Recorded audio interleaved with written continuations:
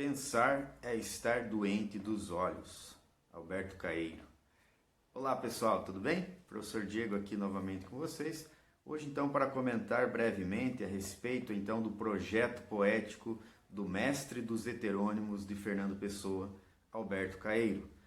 Então, como vocês sabem, eu já fiz um vídeo sobre os heterônimos de Fernando Pessoa.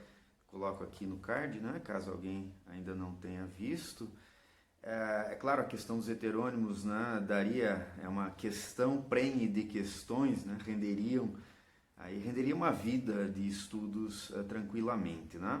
Mas hoje abordo aqui em linhas muito gerais, dando continuidade a esta série de vídeos, né, relacionados à poesia, analisar aqui então o projeto poético deste que é o principal dos muitos, né, heterônimos que o Fernando Pessoa tem. Eu particularmente gosto muito do Alberto Caeiro e normalmente nas minhas turmas é o heterônimo que faz mais sucesso, juntamente com Álvaro de Campos, que também, né, tem um lugar especial no meu coração. São heterônimos daqueles, né, que tem versos facilmente facebookianos, né, como eu sempre digo, né, sempre esses versos aparecem por aí. Então essa é a proposta de hoje. Isto, Fernando Pessoa. Dizem que finjo ou minto tudo o que escrevo. Não, eu simplesmente sinto com a imaginação.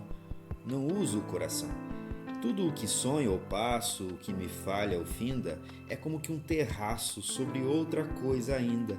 Essa coisa é que é linda. Por isso escrevo em meio do que não está ao pé, livre do meu enleio, sério do que não é. Sentir, sinta quem lê. Bom, numa famosa carta do Fernando Pessoa ao Adolfo Casais Monteiro, seu grande amigo, um dos seus grandes amigos, né, ele revela que no dia 8 de março de 1914 surge nele o seu mestre. Né? E quem é esse mestre? Alberto Caeiro. Ou seja, o próprio Fernando Pessoa o tem como o mestre de todos os eus, né, que falam, que são dramatizados na vida poética do próprio Fernando Pessoa, né? Sendo assim, nós temos toda uma biografia que envolve o Caeiro, um sujeito muito simples, que foi criado no campo, sem muita instrução, segundo consta, né, por essa breve biografia que o Pessoa escreve a respeito do Caeiro, né? E nós temos, né, como pilar, digamos assim, da sua visão de mundo, a questão do não pensar em favorecimento do sentir. Né? É interessante, né, porque se nós lermos neste livro azulzinho aqui, a Metafísica do Aristóteles, que é uma das principais obras de filosofia do Ocidente seguramente, ele diz em sua primeira linha o seguinte: todos os homens tendem por natureza ao conhecimento, ao saber. Tá? Todos os seres humanos, então, homem aqui no sentido de espécie, não de gênero, evidentemente, né? Todos os seres humanos tendem ao conhecimento. Ou seja, segundo então o Estagirita, né, o Aristóteles, todo o nosso aparato sensorial é voltado para fora justamente para que nós tenhamos a capacidade de inteligir isso tudo. Né? E é bom lembrar, a palavra inteligência, né, vem de intos legere, ou seja, ler por dentro, intos. Né? O que o Alberto Caeiro propõe é exatamente o contrário. Se pensar é estar doente dos olhos, o grande problema do ser humano é justamente essa inclinação natural. Ou seja, se olharmos para Aristóteles e se olharmos para Alberto Caeiro, a gente percebe que ele está então com um projeto poético que é completamente contraintuitivo. É completamente contrário então às nossas inclinações naturais. Né? Por isso não é simples compreender efetivamente esse projeto, uma vez que, ao lermos Caeiro, pensamos. Tá?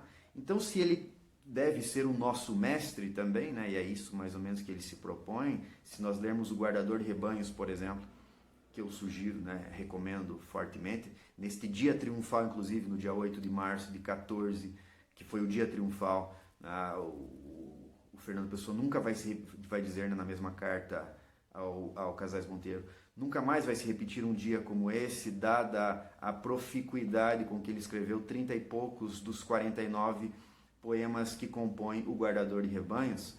Se nós lermos todo o projeto que está ali bem claro no Guardador de Rebanhos, nós vemos claramente que o Caeiro diz é que nós devemos simplesmente olhar para a natureza e senti-la. Toda vez que pensamos a respeito de algo, nós colocamos uma faixa de abstração, uma parede de abstração entre nós mesmos e a coisa, e por isso mesmo não compreendemos nada. Tudo o que dizemos a respeito da realidade, da natureza em específico, somos nós, é uma parte de nós e não a coisa. Desta forma, podemos perceber claramente que em Caeiro há um desejo de uma objetividade, de um objetivismo radical. A coisa pela coisa, nesse caso a natureza pela natureza, de um modo radicalmente até materialista. Ou seja, tudo aquilo que é abstração é nocivo, porque é uma camada a mais entre nós e a coisa. O mistério das coisas, onde está ele? Onde está ele que não aparece, pelo menos a mostrar-nos que é mistério? Que sabe o rio disso e que sabe a árvore? E eu, que não sou mais do que eles, que sei disso. Sempre que olho para as coisas e penso no que os homens pensam delas, rio como um regato que soa fresco numa pedra. Porque o único sentido oculto das coisas é elas não terem sentido oculto nenhum. É mais estranho do que todas as estranhezas e do que os sonhos de todos os poetas e os pensamentos de todos os filósofos, que as coisas sejam realmente o que parecem ser e não haja nada que compreender. Sim, eis o que os meus sentidos aprenderam sozinhos. As coisas não têm significação, têm existência. As coisas são o único sentido oculto das coisas.